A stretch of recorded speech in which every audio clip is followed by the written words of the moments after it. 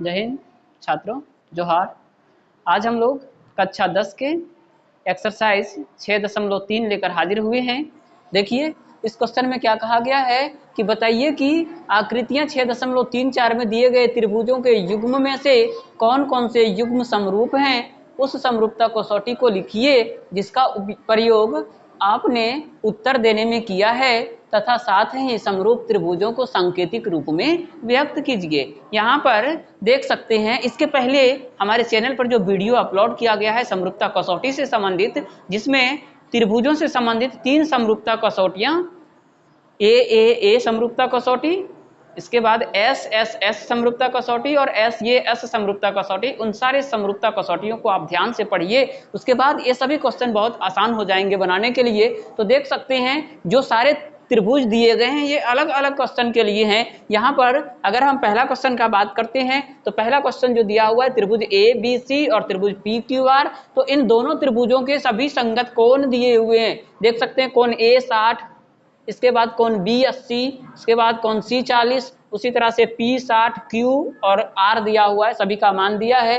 तो इस तरह से हम लोग को रिलेट करना पड़ेगा कि किस त्रिभुज के कौन सा कोण आपस में बराबर है। तो क्या समरूपता कसौटी लगेगा, ए समरूपता कसौटी लगाएं, एस समरूपता कसौटी लगाएं या एस समरूपता कसौटी लगाएं। तो इस तरह से समरूपता कसौटी का उपयोग करके हम लोग को इसका आंसर बताना है। और क्वेश्चन में लिख भी दिया है कि कौन सा समरूपता कसौटी का आप उपयोग कर रहे हो उसका नाम लिखिए और फिर दोनों त्रिभुजों को सांकेतिक फॉर्म में, संकेत के रूप में कैसे उसको व्यक्त करेंगे वो दिखाने के लिए बोल रहा है। तो चलते हैं सीधा हम लोग पहला क्वेश्चन अब इसका बात करते हैं। क्वेश्चन नंबर 1 जो है यहाँ पर देख सकते हैं त्रिभुज ए बी सी तथा त्रिभुज पी क्यू आर में इस दोनों त्रिभुज में हम देख सकते हैं कोण ए बराबर, ये भी 60 और दूसरा उधर 60 कौन है, कोण पी, ये दोनों बराबर है। लिखेंगे क्यों बराबर है, तो प्रत्येक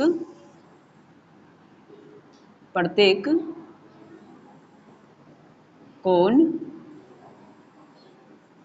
60 डिग्री, ये लिख सकते हैं या तो फिर बराबर में 60 डिग्री लिख सकते हैं। इसके बाद कोण बी बराबर, देख सकते हैं बी जो है किसके बराबर है, कोण क्यू के, कोण क्यू यहां हो जाएगा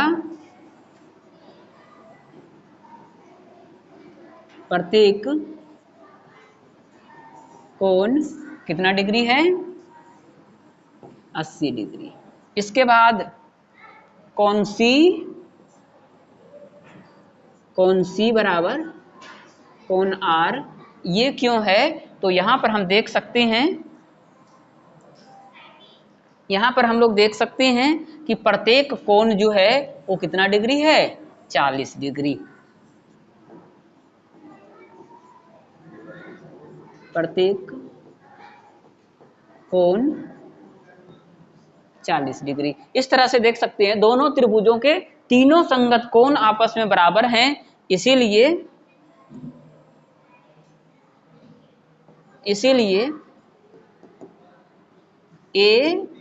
ए समरूपता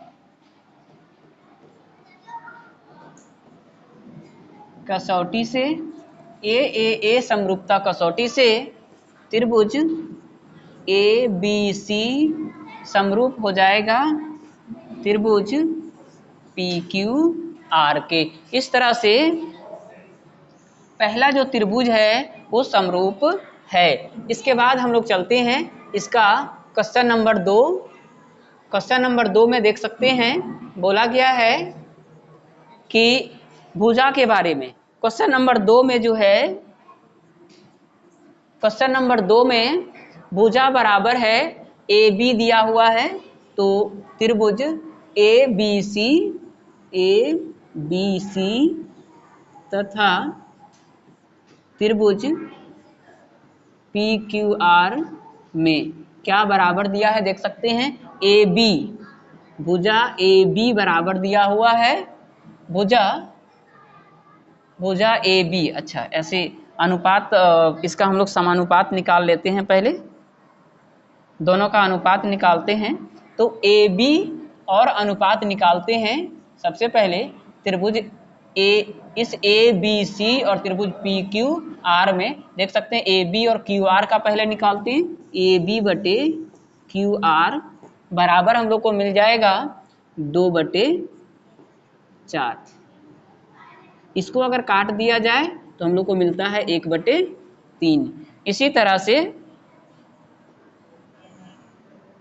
से अगर हम बात करें यहाँ पर बी सी बटे पी आर का, तो हो जाएगा बी सी बटे पी आर बराबर, बी सी के जगह था 2.5 और पी आर के जगह था 5। इसको अगर काट दिया जाए तो हम लोग को मिल जाता है, यहाँ से हम लोग को मिल जाएगा 1/2। तथा एक चीज और यहाँ से हम लोग को मिलेगा, एक भुजा का अनुपात, ये जो AC है वो PQ, AC बटे PQ क्या होगा, AC बटे PQ बराबर हो जाएगा 3/6। अब ये 3 कट जाएगा 2 बार में, आएगा 1/2। तो देख सकते हैं चूंकि AB बटे QR बराबर है BC बटे PR बराबर AC बटे QR। इसीलिए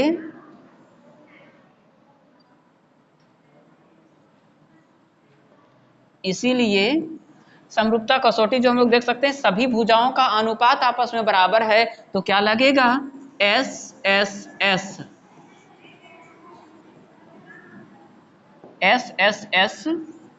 समरूपता से त्रिभुज, अगर ए बी सी नाम रखते हैं, कुछ दूसरा भी नाम चेंज करके हम लोग रख सकते हैं, यहाँ नाम हम लोग ले रहे हैं ए बी सी, तो देख सकते हैं त्रिभुज ए बी सी लिए, तो ए बी के लिए क्या है, क्यू आर, तो यहाँ से हम लोग को लेना पड़ेगा त्रिभुज क्यू आर। उसके बाद ए सी, तो ए सी के लिए हम लोग को चलना पड़ेगा, देख सकते हैं बी सी पी आर है और ए सी क्यू आर है, तो ए बी के लिए क्यू आर, थोड़ा सा यहाँ से देख सकते हैं ए बी क्यू आर और बी सी पी आर और ए सी जो है वो पी क्यू है, ए सी जो है वो पी क्यू है, ए सी बटे पी क्यू। तो यहाँ पर हम लोग लिखते हैं ए सी बटे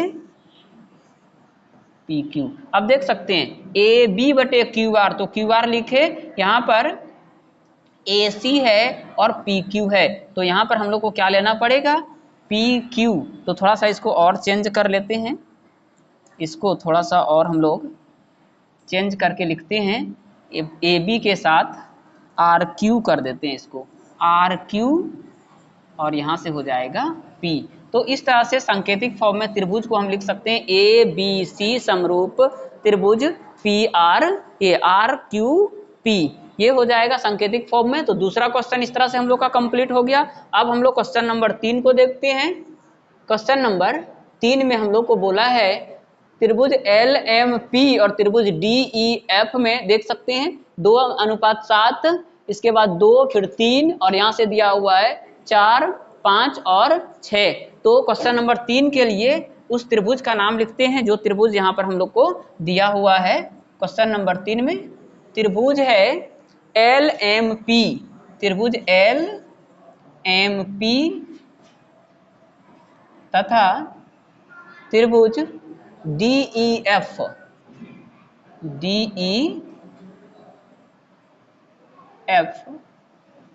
में, इन दोनों त्रिभुजों में देख सकते हैं एल एम बटे, अगर हम अनुपात निकालते हैं यहाँ से एम पी पहले लेते हैं, एम पी बटे निकालते हैं, देख सकते हैं ये 2 और यहाँ दिया हुआ है 4 है डी ई, एम पी बटे डी ई बराबर हो जाएगा 2/4। अगर इसको काट दिया जाए तो हम लोग को मिल जाएगा 1/2। इसके बाद यहाँ से देख सकते हैं LP है 3, हो जाएगा LP बटे DF।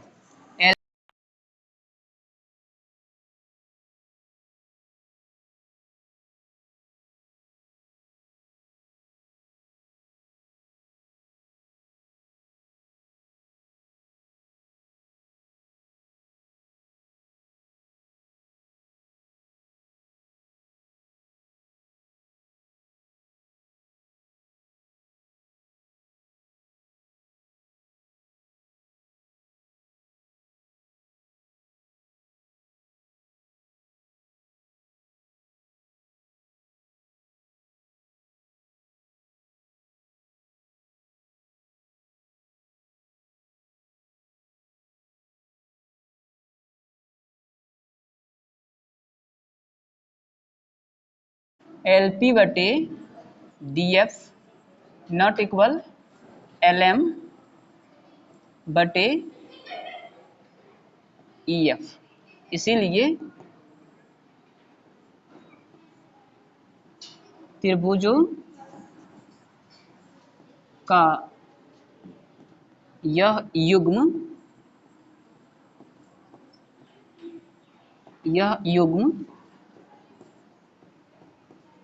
समरूप नहीं है।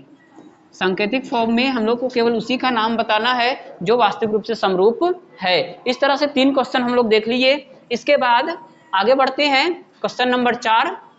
क्वेश्चन नंबर 4 में देखते हैं हम लोग, दिया हुआ है त्रिभुज MNL और एक त्रिभुज दिया हुआ है PQR, जिसमें दो कोण M बराबर कोण Q दोनों 70 डिग्री है। और यहाँ से देख सकते हैं MN और ML और PQ और QR दोनों का अनुपात बराबर आएगा। तो इस तरह से ये दोनों त्रिभुज समरूप होंगे।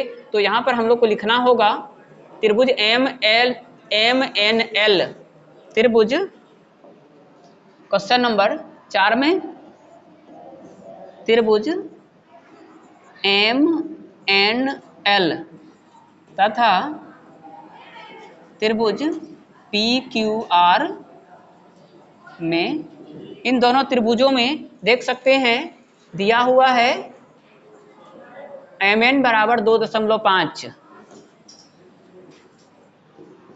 MN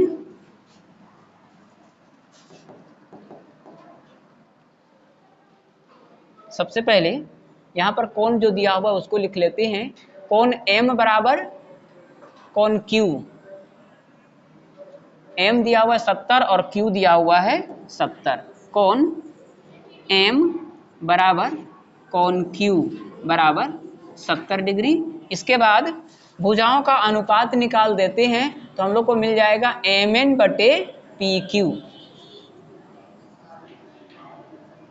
MN बटे PQ बराबर हो जाएगा 2.5/5। अगर इसको काट दिया जाए तो हम लोग को मिल जाएगा 1/2। तथा एक और भुजा है ML बटे QR, ML बटे QR ये हो जाएगा 5/10। अगर इसको काट दिया जाए तो A हो जाएगा 1/2। यहाँ पर हम लोग देख सकते हैं, लिखेंगे चूंकि कोण M बराबर कोण Q, इसके बाद और दिया हुआ है MN बटे PQ बराबर क्या है ML बटे QR, ये दिया हुआ है। तो इस तरह से देख सकते हैं कि संगत कोणों का एक युग्म बराबर है और उन दोनों कोणों को अंतरित करने वाले भुजाओं का अनुपात भी आपस में बराबर है। तो इस तरह से हम क्या कह सकते हैं, इसीलिए SAS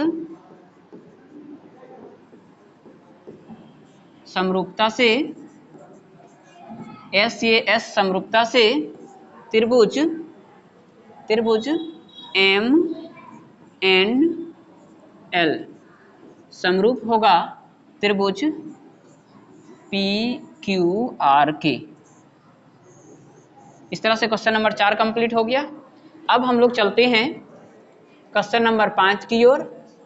question number 4, question number 5 इसका दिया हुआ है त्रिभुज ए बी सी तथा त्रिभुज डी ई एफ में। देख सकते हैं ए बी दिया हुआ है, इसके बाद बी सी दिया हुआ है, इधर से डी एफ दिया हुआ है और ई एफ दिया हुआ है। ए बराबर 80 डिग्री दिया है और एफ बराबर 80 डिग्री दिया। दो कोण बराबर है, ये दोनों संगत कोण आपस में बराबर हैं, लेकिन इनको अंतरित करने वाले भुजा बराबर नहीं है। देख सकते हैं ए बी जो है इसका अनुपात अगर निकाला जाए इसके साथ तो ये तो दोनों को बना रहा है, लेकिन बी सी इस कोण को, कोण 80 डिग्री जो ए वाला कोण है उसको अंतरित नहीं कर रहा। अनुपात बराबर जरूर होगा लेकिन इसको अंतरित नहीं करता है। तो यहां से हम लोग लिखते हैं क्वेश्चन नंबर 5 में, क्वेश्चन नंबर 5 में ए बी बटे निकाल देते हैं डी एफ। सबसे पहले त्रिभुज ए बी सी तथा त्रिभुज डी ई एफ में त्रिभुज ए बी सी तथा त्रिभुज डी ई एफ में जो बराबर दिया हुआ है देख सकते हैं ए बी बटे डी एफ। ए बी बटे डी एफ बराबर है, ए बी हम लोग का दिया हुआ 2.5 और डी एफ है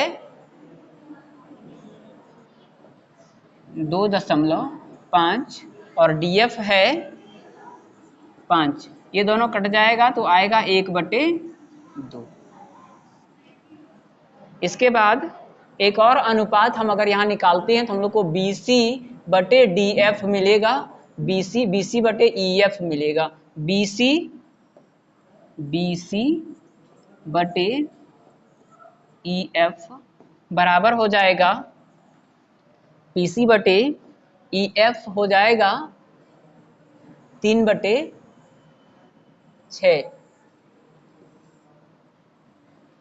3/6 ये कट जाएगा तो आएगा 1/2। ठीक है, तो इस त्रिभुज में लिखेंगे चूंकि ए बी बटे डी एफ बराबर बी सी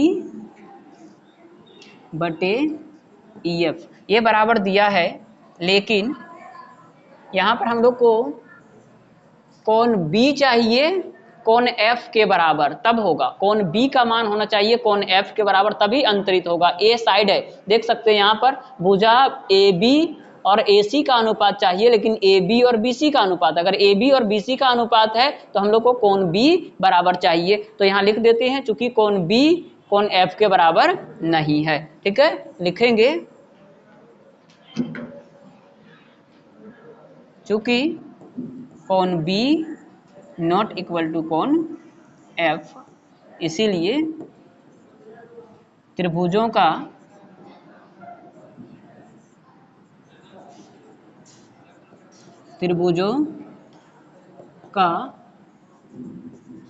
यह युग्म समरूप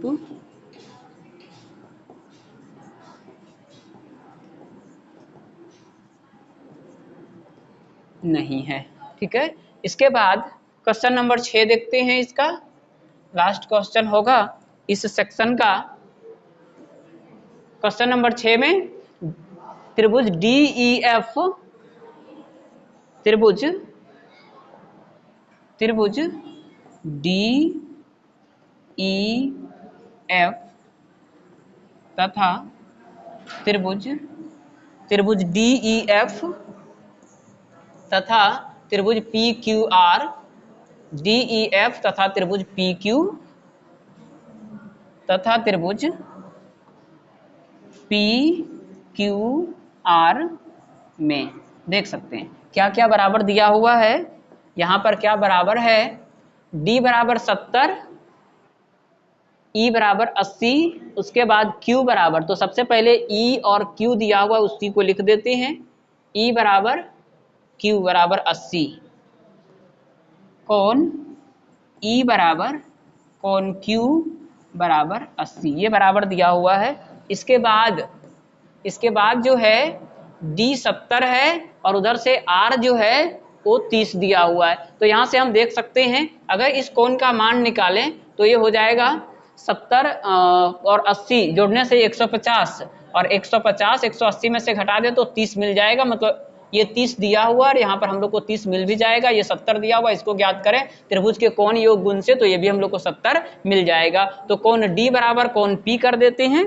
कोण D बराबर कोण P हो जाएगा, कोण D बराबर कोण P बराबर हो जाएगा 70 डिग्री। अगर त्रिभुज का कोण योग गुण लगाते हैं तो, और इधर से कोण F जो है वो हो जाएगा कोण R के बराबर, प्रत्येक में हम लोग को मिल जाएगा 30 डिग्री। इसीलिए ए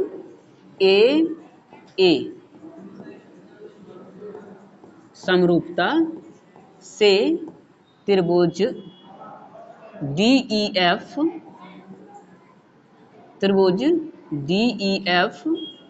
समरूप त्रिभुज मिल जाएगा PQR। इस तरह से क्वेश्चन नंबर 1 के सारे क्वेश्चन नंबर 1 में 6 फिगर दिया हुआ था। सभी फिगर में कौन किसके समरूप है ये हम लोग देख लिए, और कौन समरूप नहीं है उसके बारे में उसका कारण सहित वहां पर लिख दिया गया है। इस तरह से इस वीडियो में हम लोग एक्सरसाइज 6.1 का 6.3 का क्वेश्चन नंबर 1 कंप्लीट किए। इसके बाद क्वेश्चन नंबर 2 के लिए नेक्स्ट वीडियो में देखेंगे। धन्यवाद।